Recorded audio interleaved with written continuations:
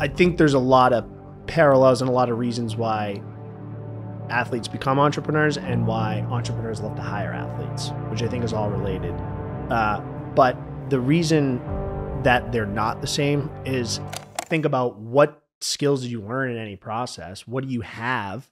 And what else can you apply that to and how do you do it? And then, you just got to keep your head down and then eventually you'll see that opportunity. And when you do, you should have a lot of pent up energy to go after it.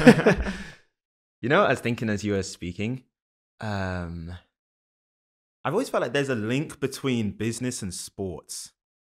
And as you were talking, I was like, the mindset and preparation of an athlete actually mirrors in some ways, and you could actually speak to this better than me, mirrors the mindset and preparation of an entrepreneur.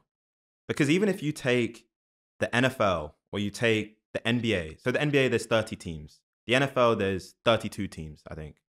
Only one team wins the Super Bowl. Only one team gets the NBA ring, right? So even the best players, the best teams in the world, 99% of them are not winning that year. Yeah, failure. Yeah, it's failure. And even if you think about, if you take it more micro, like the individual athlete, you look at any NBA player, they're like practicing in the off season, right? Putting up thousands of shots. A lot of the times, like in these games, it comes down to moments. Like you're putting in hours. Like they've done way more than 10,000 hours. Oh, way more. Yeah, blown past it for like 5 minutes in 1/4 quarter. Yeah. But it's the same. Actually, I'll put the question to you. Do you feel like there is a tie between sports and entrepreneurship? And how closely would you say that when you're in business, how close does that feel to when you were on the baseball field and the way you would prepare and like even just being in those big moments and big games? So I've spent a lot of time thinking about this. I think I'll start with the way that they're different because I think there's a lot of parallels and a lot of reasons why athletes become entrepreneurs and why entrepreneurs love to hire athletes, which I think is all related. But the reason that they're not the same is a lot of sports is like physically demanding, showing up when your body doesn't feel good, finding a way to win when you're not at your best. In business, it's like more mental, doing things that scare you, like public speaking, picking up the phone and calling people, walking into somebody's office to get a meeting, or like the monotony of doing the same thing. Because if you're changing your idea, I agree with you, what you said earlier, you're going to pivot and things are going to change. But if you don't have the same general direction for a long period of time, you get no compounding, you get no ability to get better. So you need to be able to like really do the same type of stuff every day for long periods of time with minimal feedback, but minimal positive feedback. So I think that's how sports and business is different. The way they're the same, I think the number one way is dealing with failure. Like big people only like to pay attention to big moments, right? Because they're on Instagram, they're on Twitter, they're on LinkedIn. Someone got hired, they got promoted. No one's paying attention to like the 450 days of work where like nothing exciting happened leading up to that. So I think you need to be able to deal with like just things not going your way every single day, and then just putting in time for a long time without exciting things happening. Like both sports and business, 99% of the time are very boring.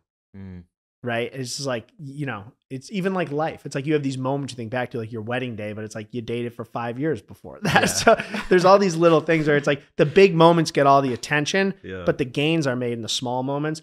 That's where I think sports and business are really similar. And you develop that mindset from a young age. If you're an elite athlete, like I'm not expecting anything great to happen today. And if you can train your mind to not expect great things to happen every day, but still show up and do the work, that's when great things happen.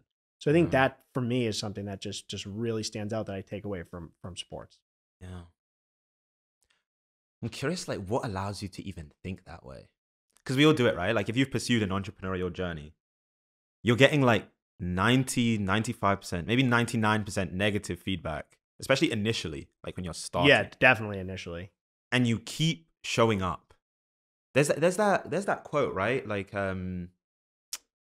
the definition of insanity is to do the same thing over and over. Yeah. Like, are entrepreneurs like insane? To a certain extent, I think the only, or one of the big differences is like you need to look for opportunities to iterate too. So it's like in any given day, the vast majority of what you're doing might be the same, but there's like these micro iterations that don't really feel big in the moment, but then you look back 5 or 6 years and they seem like huge pivots, but it doesn't always work that way. Like even within on-demand storage, when we first started our company, we were serving mostly like people who wanted residential storage for like their goods in their home. We don't do any of that now. It's all commercial. And there isn't a day where we just said, we're not servicing this type of customer anymore. It just, what we started to realize is like, where are our profits coming from? Where are the least headaches coming from? And who do we like dealing with? So then you look over a couple of years and it's like, oh, our entire roster is commercial. All our marketing is commercial. All our verbiage on our website is commercial. And I think that's how it happens more. So it feels like you're doing the same thing every day, but like these little 1% differences every day for 3 years actually produce something totally different than if you had stayed on the same path. So I think that's maybe how you get around the insane piece. Yeah.